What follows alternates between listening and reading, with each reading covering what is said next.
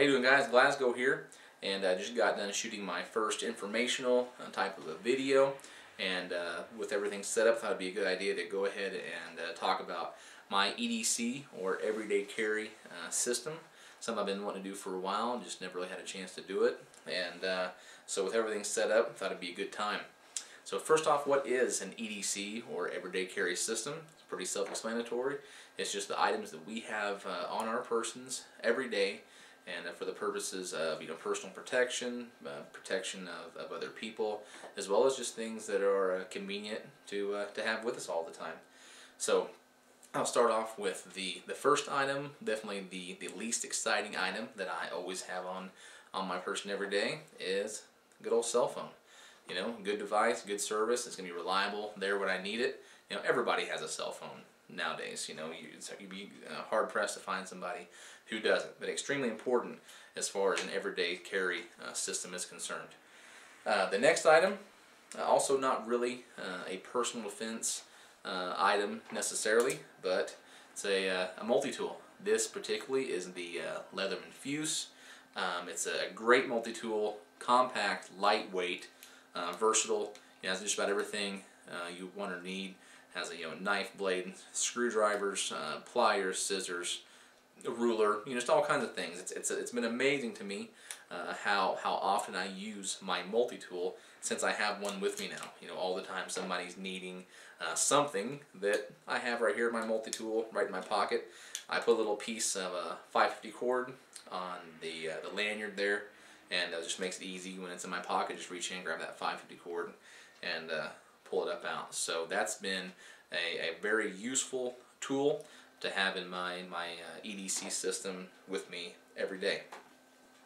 Next item, also something that I can't live without anymore. I didn't have any idea that I would actually use this item that much, is a flashlight. This is the Preon 2 by 4.7s. It is extremely lightweight and compact. I can clip it right here inside my shirt. Inside my shirt here, I've got it in my pocket. I have it with me, all the time, and it's amazing. Even when you're running around every day in the daylight, how often I have to break this thing out. And the Preon 2 runs on two AA batteries, so you can use rechargeables in it. You don't have to use those expensive CR123s. And so this thing also has a lot of great features. I don't want to talk about all of the specs on these things. There's so many other review videos you can look at on YouTube. I don't mean for this to be a review video, just an idea of some of the things that I carry on me. But this specific flashlight, I'm going to try not to mess up my camera here, but when you click it on, it gives you 2 lumens of light. You soft tap, it gives you 24 lumens of light. Tap it again, 160 lumens right there. It also has strobe, SOS, low beacon, high beacon. So it's a very versatile light. A lot of output, especially for such a small light. So I love my 4.7s. It's also very waterproof. And yeah, so anything from 4.7s, specifically the Preon 2, would be great for your EDC system. Another item that I always have on me with my EDC is a knife. This is the Spyderco Tenacious. It's actually, when you think about Spydercos, I'm thinking Spydercos 150, 200 bucks for a Spyderco knife. I got this one on eBay for like 36 bucks. You can get them for as low as like $27 on Amazon, and they are an outstanding knife. It is a little bit large, but it fits in my front pocket very nice. Has a very solid clip on it. Extremely sharp. I love the blade size and the blade length. And from anything from opening letters to really getting down for some social work, the Spyderco Tenacious will definitely come through for you. Extremely high quality blade. Okay, then moving on to some of probably the more exciting stuff here. But first, I'm going to look at some holsters. Some holsters that I use for my handgun every day. I got a few different ones here that I do use regularly. This is the Phobos E2 paddle holster, and obviously you got your paddle.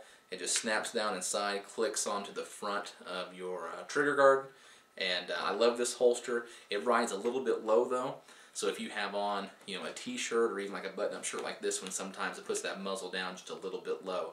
But it's so comfortable that it's pretty much worth it, even though it does carry it a little low. I love the Phobos E2 paddle holster.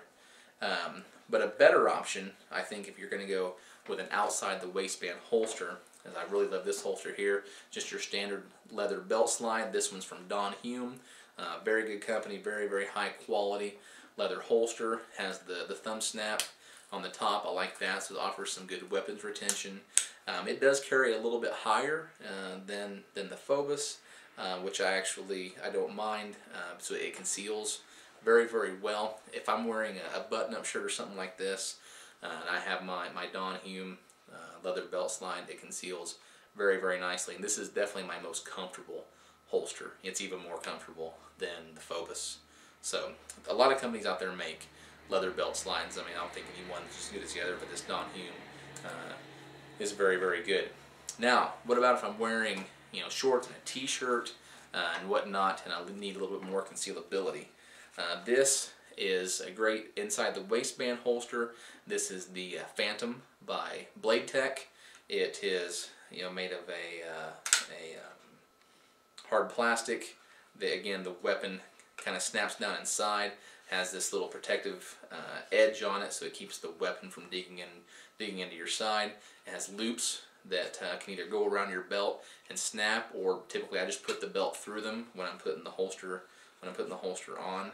And it's amazing to me, even though this is hard plastic and you're kind of shoving it down in between your pants and your belt and your body, it's still very, very comfortable. Holds the weapon very well. I mean, your weapon's going nowhere. You know, I've put it in and rolled around on the floor, done somersaults and whatnot. Even with a kind of a heavier, fully loaded weapon, it's not going anywhere. The only downfall to this, and well, really all of my other holsters, is it is pretty weapon specific. You know, this is going to fit a Glock 23, Glock 19, maybe the compact 357 SIG from Glock, but it is weapon specific. But a great inside the waistband option again. That's the Phantom from Blade Tech.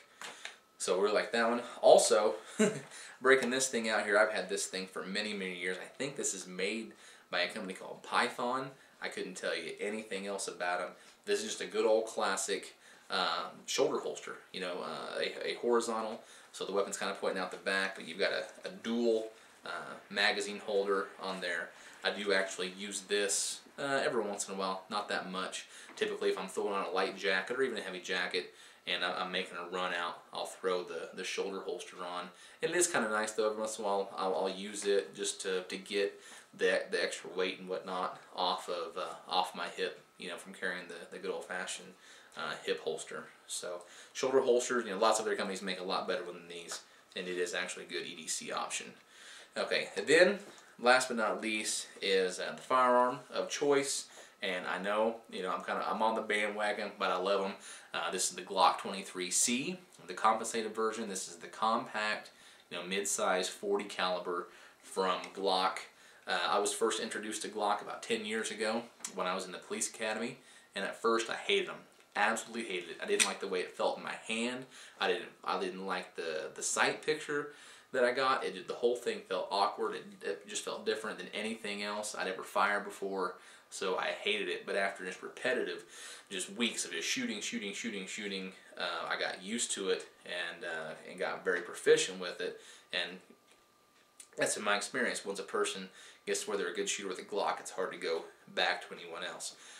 Anything else. Another thing I love about the Glock is it answers a lot of questions for me. When I'm talking to somebody about guns, you can question whether you like a Glock or not, whether you shoot a Glock well.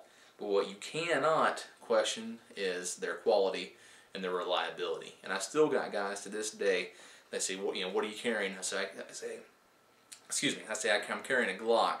And they say, oh man, Glocks are crap. You know, they're junk.